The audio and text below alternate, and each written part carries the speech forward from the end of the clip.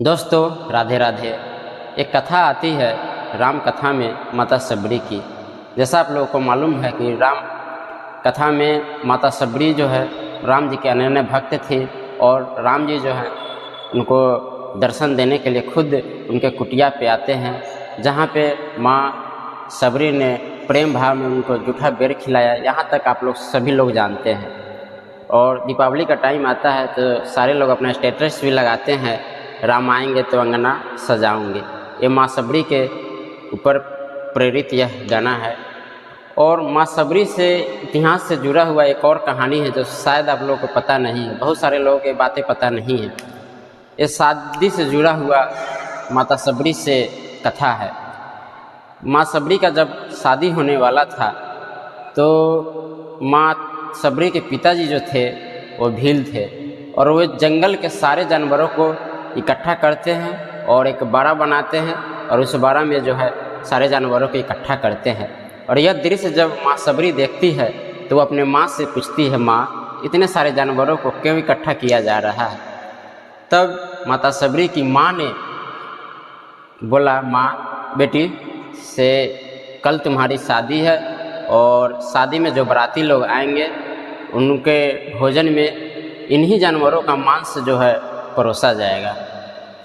सबरी ये बात सुनकर बहुत दुखी हो जाती है और सबरी माँ जो है बाड़ा के पास पहुँचती है और बाड़ा का गेट खोल देती है।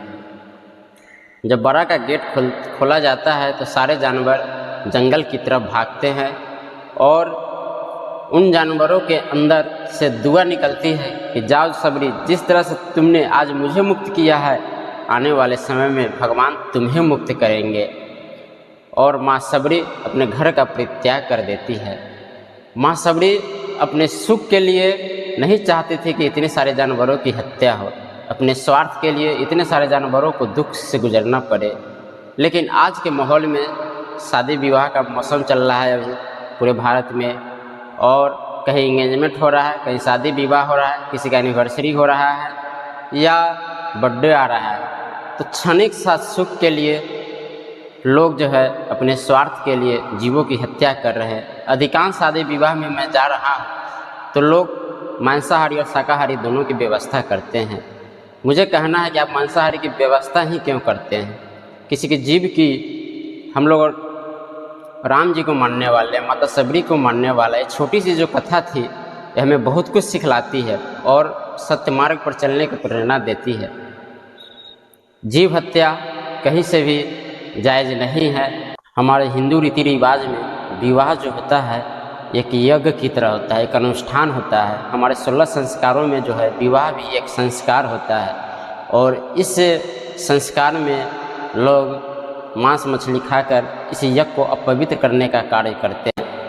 विवाह जिस घर में होता है उस घर में बड़ी ही पवित्रता के साथ लोग रहते हैं और बड़ी पवित्रता के साथ इस यज्ञ को पूरा करते हैं। जिस घर में शादी होता है 10-15 दिन पहले से ही महिलाएं जो है मंगल गीत गाना स्टार्ट कर देती है। शादी का जो समय पास आता है मरवा गड़ता है और समझिए शादी प्रकृति से भी जुड़ा हुआ एक रस्म है, एक यज्ञ है। जैसा कि आप लोगों को मालूम है कि शादी में लोग आजकल हल्दी लगाते हैं, वो भी प्रकृति से जुड़ा हुआ है और सबका अपना अपना एक आध्यात्मिक कारण है, वैज्ञानिक कारण है। और शादी में पूजा मटकोर होता है, बहुत जगह सत्यनारायण भगवान की कथा होती है, मतलब। और शादी में जब लोग बाराती लेकर के जाते हैं तो बाराती से पहले आम महुआ की पूजा होती है, जिसको लोग ब्रह्मपूजी लोग कहते हैं हम लोग के देहात में। तो ब्रह्मपूजी में भी सारे देवी देवताओं का आशीर्वाद लेकर ही दूल्हा जो है अपने बाराती को लेकर के दुल्हन के दरवाजे पर पहुंचता है।